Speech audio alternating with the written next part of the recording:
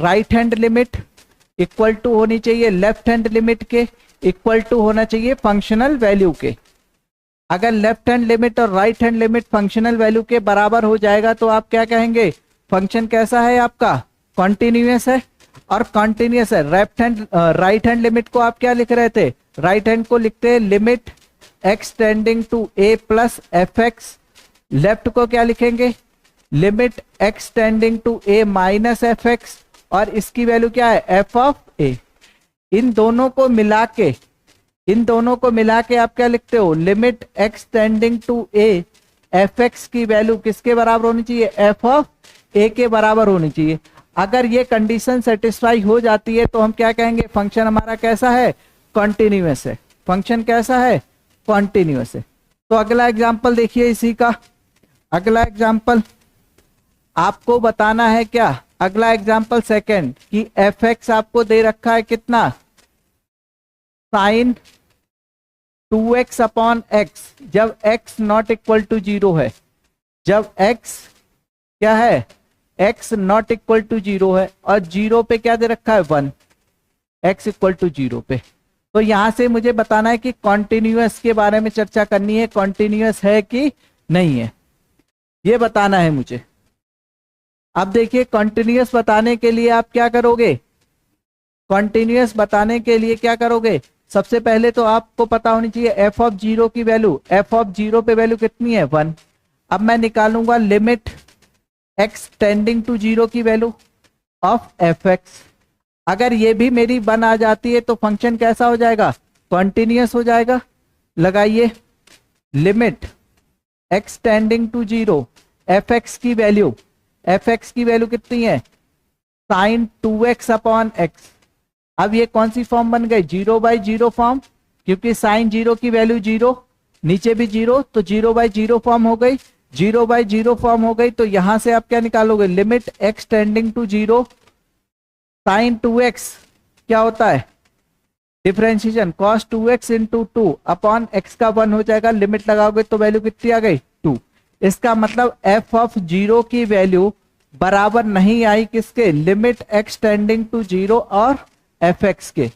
तो हमारा फंक्शन कैसा हो जाएगा, not continuous, not continuous. Continuous होने के लिए क्या चाहिए, left hand limit right hand limit और फंक्शनल वैल्यू बराबर होनी चाहिए।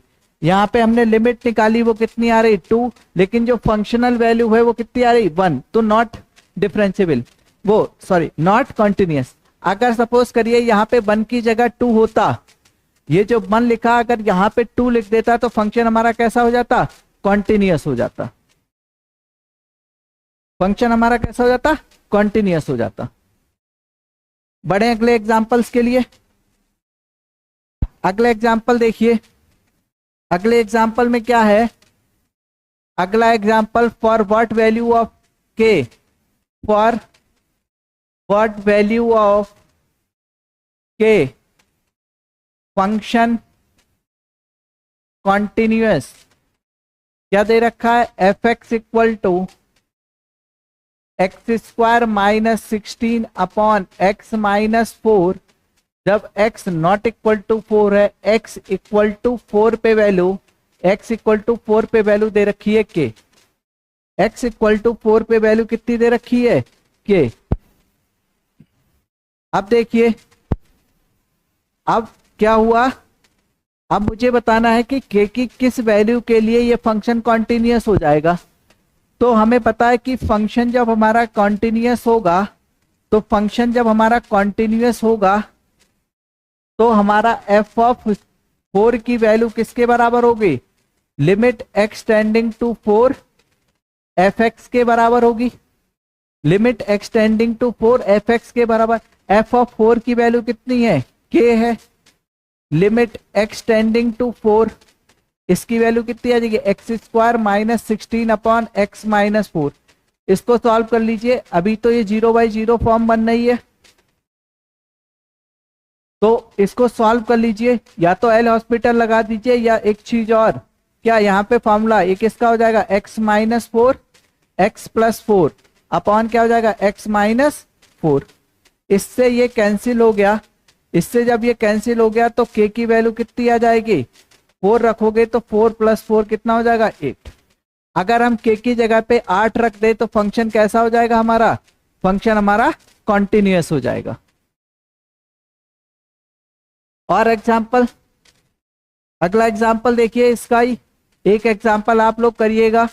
कौन सा, अगर हमारा fx है कितना x² - 9 upon x - 3 x not equal to 3 और 3 पे आपकी वैल्यू दे रखी है हमने 2k। तो 2k वैल्यू अगर हमने दे रखी है x इक्वल टू 3 पे, आपको k की वैल्यू बतानी है for what value of k function continuous बना दे, फंक्शन कॉन्टिन्यूअस हो जाए। k की किस वैल्यू के लिए हमारा फंक्शन क्या होगा, कॉन्टिन्यूअस होगा, वो बतानी है। ये कॉन्टिन्यूअस की बेसिक बात हो गई कि left hand right hand limit बराबर होनी चाहिए। अब हम बात करते हैं डिफरेंशियबिलिटी की। अब हम बात करते हैं डिफरेंशियबिलिटी की।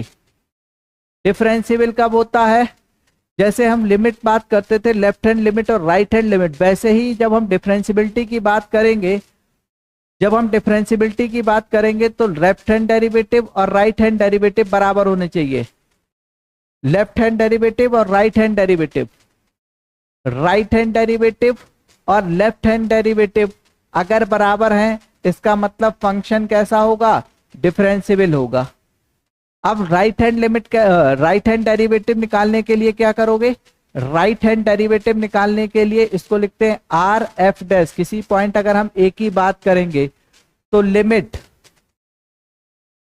h tending to 0 f of a plus h minus f of a upon h निकालेंगे। और लेफ्ट हैंड डेरिवेटिव को लिखते हैं L f dash of a। क्या होता है, limit h tending to 0 f of a minus h minus f of a upon minus h। अगर ये चीजें हमारी लेफ्ट हैंड डेरिवेटिव और राइट हैंड डेरिवेटिव अगर हमारे बराबर आ गए तब हम फंक्शन को बोलेंगे कि फंक्शन कैसा है हमारा, डिफरेंशियबल है, अदरवाइज नहीं। अगर हम एक एग्जांपल ले लें, इस पे अगर हम एक एग्जांपल ले लें, क्या एग्जांपल एक डिस्कस करते हैं, f x equal to mod x, किस पे, एट एक्स इक्वल टू 0 पे। डिफरेंशियबिलिटी का एक मतलब और होता है कि अगर हमें ग्राफ पता है किसी भी फंक्शन का तो ग्राफ में कोई कॉर्नर पॉइंट नहीं बनना चाहिए, कॉन्टिन्यूअस लगातार ग्राफ में कोई ब्रेक नहीं होना चाहिए, तो कॉन्टिन्यूअस। अगर ग्राफ में शार्प पॉइंट आ जाए या कॉर्नर पॉइंट आ जाए तो हम उसको क्या कहेंगे कि फंक्शन उस पॉइंट पे डिफरेंशियबल नहीं होगा। जैसे हम जानते हैं कि मॉड एक्स का जो ग्राफ है, मॉड एक्स का जो ग्राफ है, मॉड एक्स का जो ग्राफ है वो ऐसे बनेगा। तो इस पॉइंट 0 पे क्या मिल गया, कॉर्नर पॉइंट मिल गया, शार्प पॉइंट मिल गया, तो फंक्शन 0 पे क्या होगा, नॉट डिफरेंशियबल। लेकिन हम बाय थ्योरी भी जाए, अगर हम डेफिनेशन के हिसाब से जाएं तो देखिए कैसे निकालेंगे। डेफिनेशन के हिसाब से अगर हम f x equal to mod x ले लें और हम क्या निकालें, राइट हैंड डेरिवेटिव निकालें, तो राइट हैंड डेरिवेटिव क्या हो जाएगा, राइट हैंड डेरिवेटिव क्या हो जाएगा, आर एफ डैश ऑफ 0 पे निकालेंगे। Limit h tending to 0 f of 0 plus h minus f of 0 upon h क्या आ जाएगा, limit h tending to 0 f of h minus f of 0 upon h क्या हो जाएगा, लिमिट h टेंडिंग टू 0। यहाँ पे क्या आ जाएगा, जब x की जगह पे h रखोगे, h कोई पॉजिटिव नंबर है तो h ही रहेगा, मॉड से कोई फर्क नहीं पड़ेगा, माइनस f ऑफ 0 की वैल्यू 0 है अपॉन h, h से h कैंसिल हो गया, कितना आ गया 1। लेकिन जैसे ही आप लेफ्ट हैंड डेरिवेटिव निकालोगे तो लेफ्ट हैंड डेरिवेटिव क्या आ जाएगा, f dash of 0 limit h tending to 0 f of 0 minus h minus f of 0 upon minus h करोगे तो क्या मिलेगा, limit h tending to 0 f of क्या आ जाएगा, माइनस का h माइनस का f ऑफ 0 अपॉन h क्या आ जाएगा, लिमिट h टेंडिंग टू 0 जैसे ही आप मॉड में रखेंगे तो मॉड में वैल्यू अगर माइनस एच रखेंगे तो प्लस एच ही हो जाएगी। तो ये तो एच माइनस जीरो, लेकिन नीचे माइनस एच होने की वजह से कितना आ गया, -1। तो यहाँ पे राइट हैंड डेरिवेटिव तो आपका प्लस आया और लेफ्ट हैंड डेरिवेटिव क्या आया, -1। तो नॉट इक्वल टू है।